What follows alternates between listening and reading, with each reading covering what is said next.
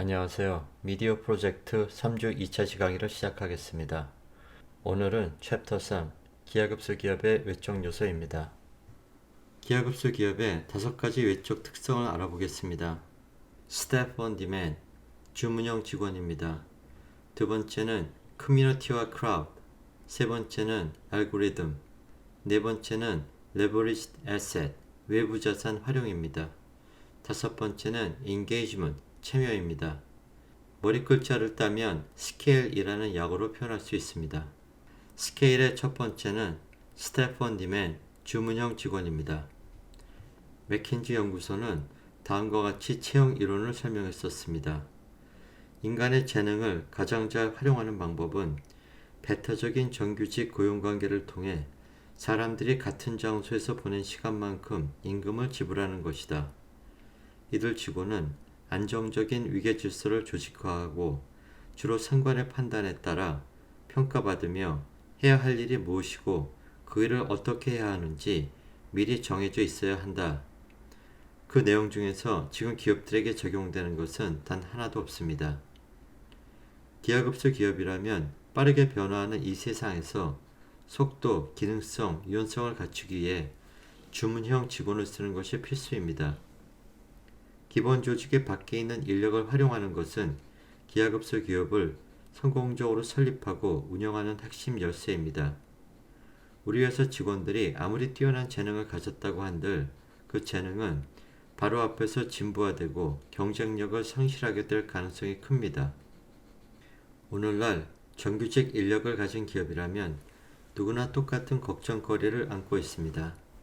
직원들의 능력을 제때 업데이트하지 못해 인사관리의 어려움이 커지는 위험이 그것입니다.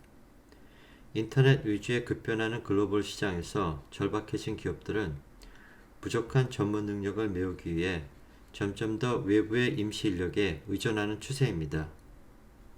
호주의 가장 큰 보험회사인 AMP는 회사 전반의 역량을 최신으로 유지하기 위해 IT 부서 절반을 외주 인력으로 채우고 있습니다. 오늘날과 같은 시대에 이런 요구사항은 단순히 도움이 되는 정도가 아니라 필수 불가결한 요소입니다. 설비 및 자본 집약적인 산업에서는 정규 직원을 유지하는 일이 중요할 수도 있습니다. 하지만 정보화된 산업이라면 내부 직원을 다수 유지하는 것은 점차 불필요하고 생산적이지도 않으며 비용만 높은 일이 되고 있는 듯합니다. 또한 프리랜서와 같이 외주업체를 고용하면 또다시 그들을 관리할 관료형 직원이 늘어나야 한다는 오래된 주장도 급격히 그 힘을 잃고 있습니다. 인터넷 덕분에 외부 인력을 찾아내고 조사하는 비용이 0에 가깝게 떨어진 데다가 인터넷 이용자가 빠르게 늘면서 프리랜서의 양과 질이 극적으로 향상되고 있기 때문입니다. 스마트폰을 통해 인력을 조달하는 기그워크는 이러한 새로운 고용 시장이 어떤 원리로 작동되는지를 잘 보여줍니다. 관련 동영상을 보시겠습니다. Managing a distributed workforce is no easy task, especially when you can't see what they're doing. Add miscommunication, scheduling nightmares, and poor reporting, and it can cost you millions. Gigwalk can make work better, more predictable, more efficient. Now with Gigwalk, a company can better manage workforces on the go and give people the power to manage their own work schedules. We make it easy. Using the power of mobile technology, Gigwalk connects the right people with the right work. Anytime, anywhere. Tasks are sent out. Data is sent back. Our platform reports it all in real time. Visibility becomes timely, dynamic, and informed. You can easily expand your remote workforce too, because Gigwalk has the largest crowdsourcing network of mobile connected people, ready to capture the intelligence you need. With Gigwalk, managers manage better. Workers work smarter, making everyone more successful. It's just the start of what can happen when you make work better with Gigwalk. P&G는 자사 제품이 전 세계 월마트 선반에 어디에 어떻게 진열되고 있는지 알고 싶을 때 기그워크의 플랫폼을 활용합니다. 그러면 수천 명의 사람들이 단돈 몇 달러에 즉시 월마트로 달려가 선반을 확인해 줍니다. 1시간이면 결과를 받아볼 수 있습니다. 그리고 아마존의 유명한 메커니컬 터크 등을 통하면 고도의 숙련된 인력을 포함해 온갖 수준의 인력을 아웃소싱할 수 있습니다. 관련 동영상을 보시겠습니다. Mechanical Turk is a crowdsourcing service provided by Amazon that connects you with thousands of people who are excited to help you with your project. MTurk workers are people just like you in the US and around the world who are happy to earn a little extra money contributing to your project. Mechanical Turk workers excel at doing all of the tasks that people are good at, such as categorizing businesses, images, and data, transcribing images, audio, and video, comparing items and data records, evaluating items for quality or cleaning up issues, collecting data from various places on the internet, and a wide range of other tasks. Instead of dividing all that work amongst a few overworked members of your team and letting them spend the next 3 weeks working through it, you can make it available to thousands of workers in the crowd. Each worker will do 1, 2, or more of your tasks. By dividing them up amongst so many workers, your work will get done much more quickly, in many cases in a matter of hours. Each of your tasks is presented to workers as a form that they can complete on the web. In most cases, you provide workers with enough information to complete the task and fields where they can provide the information that you need. To improve accuracy, MTurk also makes it easy to route each task to multiple workers. Because even the most diligent worker can sometimes make a simple mistake, particularly when the right answer is a judgment call, getting multiple responses is a great way to increase the accuracy of your results. In this case, one of our workers accidentally clicked on the wrong category, but because we asked 2 other workers, we know that the right category is cat. The more workers you ask, the higher the accuracy you can expect. You can even use Mechanical Turk as a panel for your survey or study by asking for hundreds of workers to respond to your task. To get results that are accurate, fast, and affordable, 새로운 비즈니스 모델에 1차 영향을 대변하는 이들 회사는 성과에 따라 보수를 지급해 고객의 위험을 낮춰준다는 컨셉트를 구현하고 있습니다. 능력 있는 인재는 한 번에 여러 프로젝트를 진행하며 여기저기서 보수를 받게 될 것입니다. 여기에는 주목할 만한 또 다른 측면이 있는데 바로 아이디어의 다양성이 증가합니다. 예컨대 데이터 과학 회사인 캐글은 비공개 또는 공개 모집 형식의 알고리즘 경진대회를 개최할 수 있는 플랫폼을 제공합니다. 전 세계의 수많은 데이터 과학자가 참가해 상금과 명성을 놓고 경쟁합니다. 업계 최고의 보험 계리사 및 데이터 과학자를 보유하고 있는 거물 올스테이트는 자사의 보상 알고리즘의 개선 여지가 있는지 알아보려는 목적으로 캐글을 통해 경진대회를 진행했습니다. 올스테이트 알고리즘은 60년이 넘는 세월 동안 구석구석 손보아 최적화된 결과물이었습니다. 그러나 대회 사흘이 지나자 이 알고리즘을 능가한 참가팀이 100개가 넘었고 대회가 종료된 석 달 후에는 최초 알고리즘이 270% 이상 개선되었습니다. 과거에는 대규모 인력을 보유하는 것이 회사의 차별화 요소였고 그 결과 더 많은 성과를 내기도 했습니다. 하지만 지금은 대규모 인력이야말로 회사의 기동성을 떨어뜨리고 발목을 잡는 요소가 될 수 있습니다. 게다가 전통적인 업계에서는 필요하다고 해서 데이터 과학자 같은 고급 인력을 그때그때 끌어오기도 쉽지 않습니다. 그들이 제시할 수 있는 직책이라고 해봐야 기회는 적고 관료주의적 장애는 높은 자리뿐이라는 인식이 널리 퍼져 있기 때문입니다. 어느 연구에 따르면 최근 데이터 과학자 졸업자 중 98%가 구글, 페이스북, 링크드인으로 가거나 스타트업에 취업한다고 합니다. 그렇다면 그 외의 기업을 위한 인력은 얼마 남지 않는다는 이야기입니다. 주문형 직원의 가치와 전제 조건입니다. 첫째, 주문형 직원이 왜 중요한가? 학습을 가능하게 한다. 기동력이 생긴다. 핵심 직원들 사이에 유대가 더욱 강해진다. 둘째, 전제 조건입니다. 주문형 직원을 관리할 수 있는 인터페이스, 명확한 직무 명세서가 필요합니다. 긱 이코노미가 새로운 노동 트렌드로 부상하고 있습니다. 긱 이코노미는 기업들이 필요에 따라 단기 계약직이나 임시직으로 그 대가를 지불하는 형태의 경제를 의미합니다. 긱 이코노미는 임시직 양산과 고용 및 소득 불안정의 상시화, 사회 안전망 소외 등의 사회적 문제를 야기시킬 우려도 있습니다.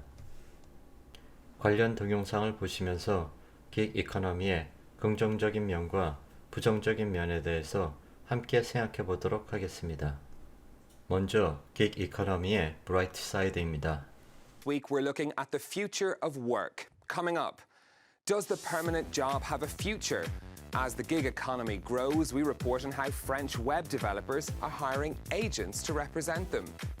As technology revolutionises the workplace, what will change for hiring and firing? We speak to a HR expert who's written a tell-all book about 20 years in the profession.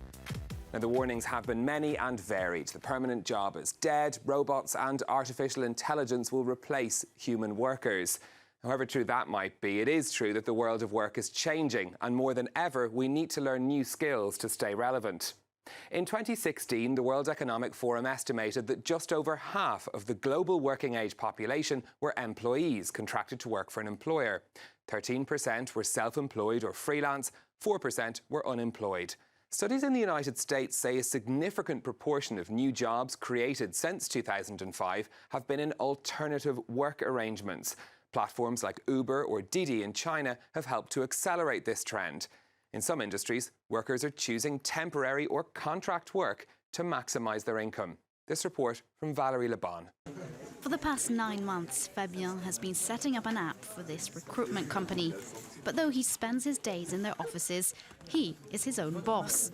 After taking a risky gamble 2 years ago, which so far has paid off. I've doubled my income since going freelance.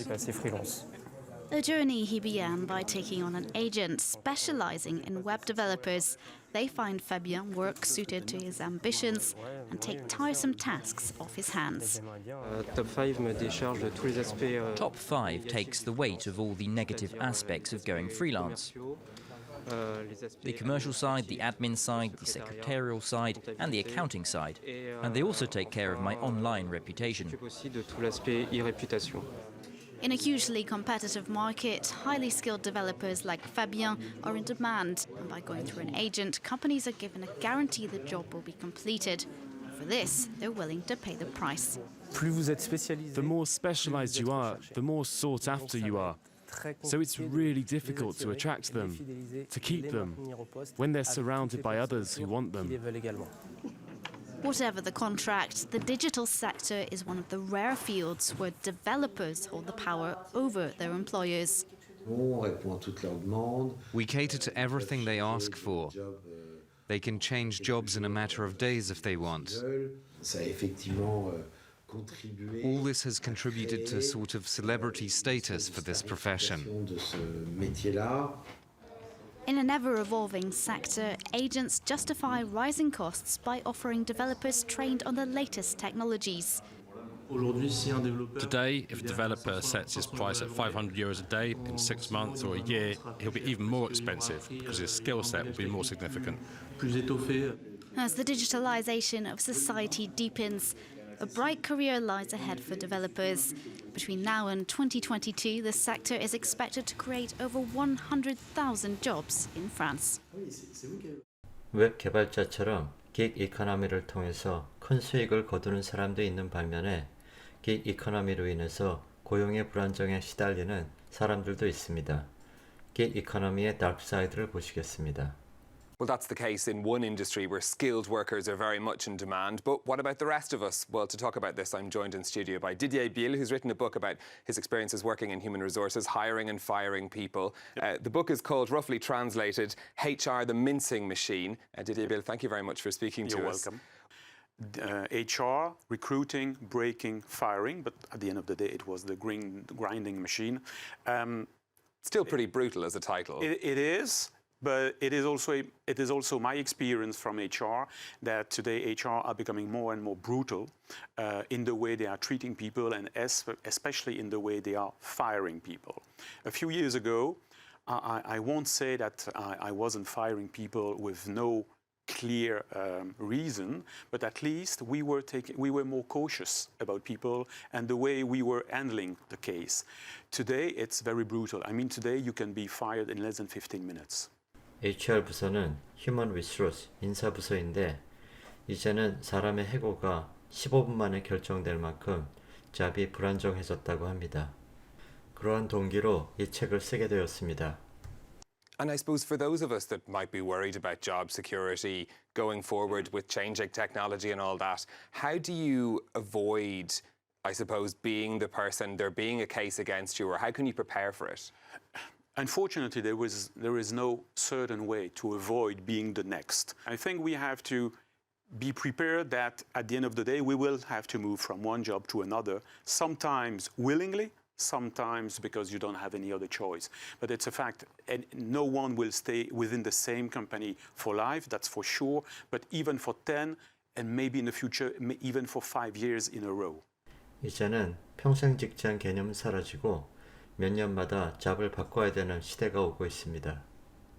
So how do you prepare for that as an employee? I think the best way is to keep on investing in you, learning, still being at the top of your expertise, even if you have yourself to pay from your own pocket. Because we should not count on companies to invest in ourselves anymore. We have to take care of our expertise and being still and constantly at the top of it. 이러한 잡의 변화에 적응하는 유일한 방법은 자기 자신에게 계속 투자해서 자기 분야의 최고가 되도록 하는 것밖에 방법이 없습니다. One of the, of course, we here in France, workers have quite a lot of protection in their contracts. There's been changes to French labour law in the past year, which is going to make that different. Is it going to be a big change of removing security, do you think? Yes and no. From a theory perspective, yes, but in the real world today, even if you have a permanent contract, you can be fired on the spot like that. So basically what we call the CDI, permanent contract, it doesn't exist anymore. 프랑스에서는 직업에 대한 보호가 잘 돼 있지만 그래도 여전히 아무 때나 파이어 될 수 있습니다. Is it necessarily a bad thing that workers don't have those protections? It's a very good question. I don't know if I have the answer. I think that from a company perspective, it's a good thing. I don't say I agree with that, but it's a good thing to have the opportunity to adapt its workforce to its workload basically on a day-to-day basis then. 이러한 고용제도가 저는 동의하지 않지만 회사 입장에서는 좋은 것일 수도 있습니다. From a employee perspective, that's probably not such a good thing, not to be able to think on the long term about your financial situation, your family situation, and so on. Especially in France, because in France, if you don't have a permanent contract, you cannot have a loan from a bank, you cannot even find a flat to rent. 개인에게는 좋은 것이 아닙니다. 퍼머넌트 잡이 없으면 은행에 신용을 얻기도 어렵고 방을 렌트하는 것조차 어렵습니다. 다음은 긱 이코노미의 푸어 워킹 컨디션에 대해서 보도록 하겠습니다. Smartphone apps are changing the way we work. With the push of a button, we can summon services to our exact location, whether that's taxis, plumbers, takeaways, or even masseurs. We think these apps are making the world more efficient, but what if they're not? What if what's really powering this gig economy is something much less sophisticated, like poor worker conditions? To find out, I decided to try it out myself. I'll tell you about my interview process and the contract designed to scare you off asserting your rights. But whereas Snow Crash was only a story, today's gig economy is not. What's frightening about that is that the brutality of this system is being lost on those who actually use these apps. The heart of the problem relates to the cost of service. We love the apps because they're convenient and cheap. Technology has something to do with that. But in reality, the jury's still out on whether this is true innovation or just a loss-leading model currently being subsidised by investors and workers.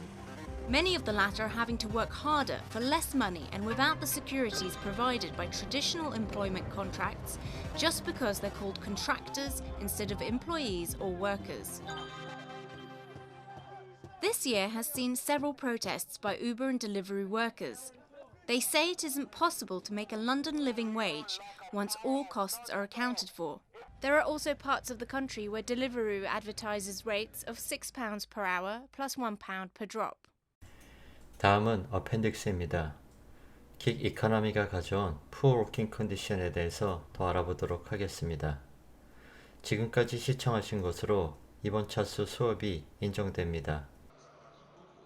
At this year's Web Summit in Lisbon, those representing the gig economy didn't seem fazed by growing criticism. Bradley Tusk lobbies Washington on behalf of Uber and its CEO Travis Kalanick. He said low wages weren't the fault of the Uber model. So sure, there are the black car drivers in London, the taxi drivers who feel disaffected because they are losing business to Uber, although they can always become Uber drivers, by the way. But at least in the US, what frequently happens is the taxi cartel tries to shut Uber down because they don't want to see innovation, and because Uber ultimately is so much of a more democratic system. Others, however, see it differently. Are they creating jobs? Yeah, sure, they are creating some jobs, but it's the quality of the jobs that also really matters. And that's where this notion of empowerment comes in. So one of the things that we're told is that these workers can work when they want to, you know, they're self-employed, they have lots of flexibility. But often what we see in practice is that, say, for instance, with Uber, those self-employed drivers don't set the price. Uber sets the price. In the gig economy, many companies are using a legal loophole regarding contractor status to turn workers into competing privateers who they control and dictate earnings to. It echoes the old system of feudalism. The workers battle it out to grab whatever work's available in a zero-sum game. But the app companies behave more like medieval robber barons. They are the house that always wins. There's a high similarity with the broader feudal structure insofar as that is a coercive, inegalitarian, extractive relationship where lords are drawing surpluses off peasants and other workers to line their own pockets and increase their own status and financial power. Lords have the power to vary their terms and conditions as they please. They can switch from taking money rent to cultivating the land themselves directly and saying you have to come and work on the land for so many days a week. Economist Guy Standing reckons companies are deliberately underpricing their service. Because they rely on venture capital, they don't have to go public, and therefore they can run an operating loss. And why are they running an operating loss? Because they're deliberately underpricing their service in order to drive out competition who can't compete at that price. Once they've done that, they can raise the prices and then have a monopolistic situation. Today, often within the app economy, it's the worker who has the means of production and has responsibility for the costs of maintenance and the insurance. But the app is pure rentier, a pure rentier. And this is a form of feudalism, but it's a very specific form. Standing argues instead that unrestricted digitalization is cultivating the rise of a precariat class, a new social group which exists without the predictability or security enjoyed by the previous generation of workers. And since this digitalization can't be reversed, he thinks the solution is a universal basic income. But the political will alone to drive it through would have to be extraordinary, and this would take time. They tried it in Switzerland, but the referendum failed. In October, British Prime Minister Theresa May announced the government would conduct a review into the rights at stake in the gig economy. Labour leader Jeremy Corbyn has even put digital platform worker rights into his party's manifesto. So we're not interested in talking on an individual basis, we're here to talk collective bargaining. That means people representing a wider group of people. They refuse to recognise that the people here are working as a collective bargaining unit, and they refuse to even say the word union. But some say forging a union is definitely within the realms of possibility. Powell's firm recently won a landmark decision at a London employment tribunal on behalf of Uber drivers. She's optimistic that the law can work on the side of this new precariat class. The law itself is quite effective. It has this category of worker which recognises that some people might not be an employee, but they're certainly not in business on their own account. But if these rights are recognised, this could impact competition, as respective costs will have to be passed on to customers in other ways.